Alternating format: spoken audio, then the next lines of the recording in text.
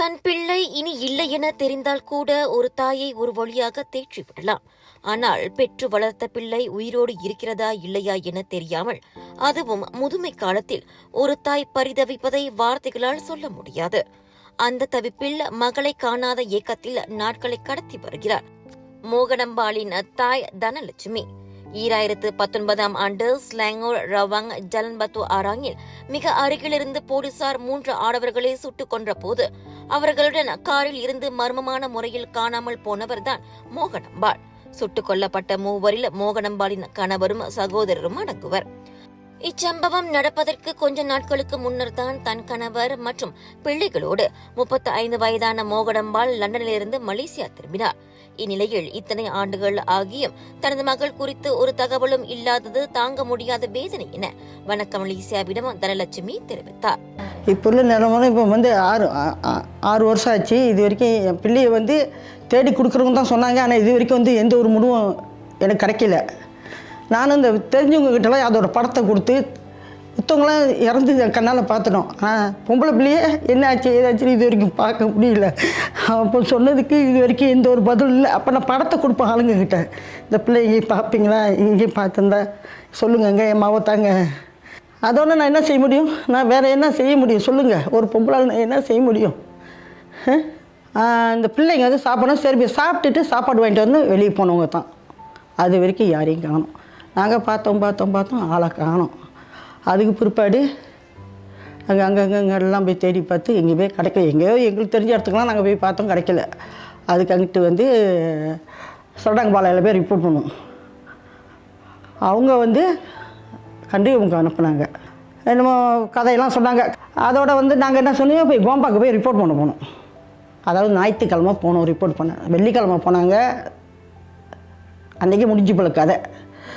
அப்புறம் ஆனால் வெள்ளிக்கிழமை சனிக்கிழமையில் கணக்குக்கு 1:15 தெரியல, 1:15 1:10 இருக்கும். அது லொக்கேஷனாக அவங்க அக்காளுக்கு அனுப்பியிருக்கு, அந்த அவசரத்தில் அனுப்பியிருக்கு.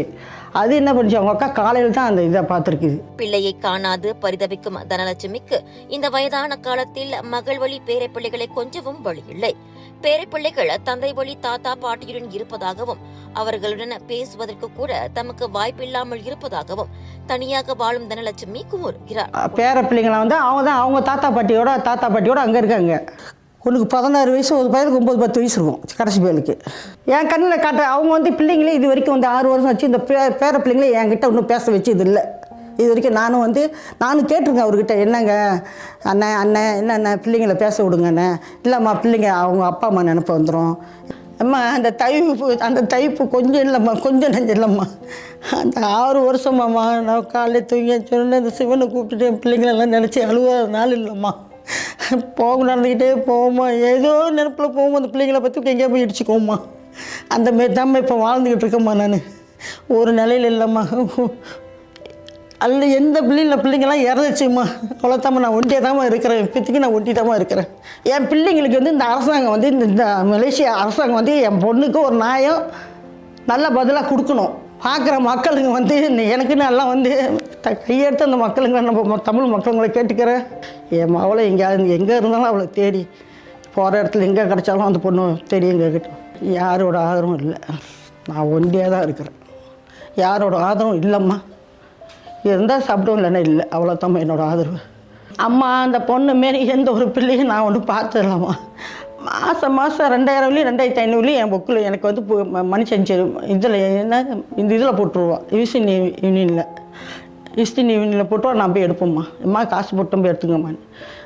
பிறந்த நாள் வந்தாலும் சரி, மாதஸ்ரீ வந்தாலும் சரி, காதஸ்ரீ வந்தாலும் சரி, எனக்கு என்ன நாள் வந்தாலும் சரி, அம்மாவோட நாள் வந்தாலும் சரி, அம்மா அந்தமாரி பிள்ளை எனக்கு தேடி இடத்துல கிடைக்காதும்மா. அப்படி தாம்மா ஜாமான் வாங்கி ஒரு போஸ்டில் வச்சு அனுப்பி விடுவோம்மா. சரிம்மாம்மா, இன்றைக்கி பிள்ளை இல்லை, எனக்கு வாங்கி கொடுக்கணும் பரவாயில்ல, என் பிள்ளை எனக்கு வேணுமா. இப்போ நான் பண்ணுற கஷ்டம். மித்த பிள்ளைங்க தாய்க்கு என்னென்னு வாங்கி கொடுங்க. நான் பெற்ற தாயை நான் பார்த்துட்டு என் மனசு ரொம்ப வேதனை இருக்குது. அதனால் உள்ளுக்கு வந்துடுவோம் நான். தெரியுமாம்மா. பொதுமக்களும் தனது மகளை தேடி தருமாறு அவர் கேட்டுக்கொண்டார். மகளை காணாமல் துடிக்கும் தமக்கு அரசாங்கம் நீதியை வழங்கியே ஆக வேண்டும் என அவர் கூறினார்.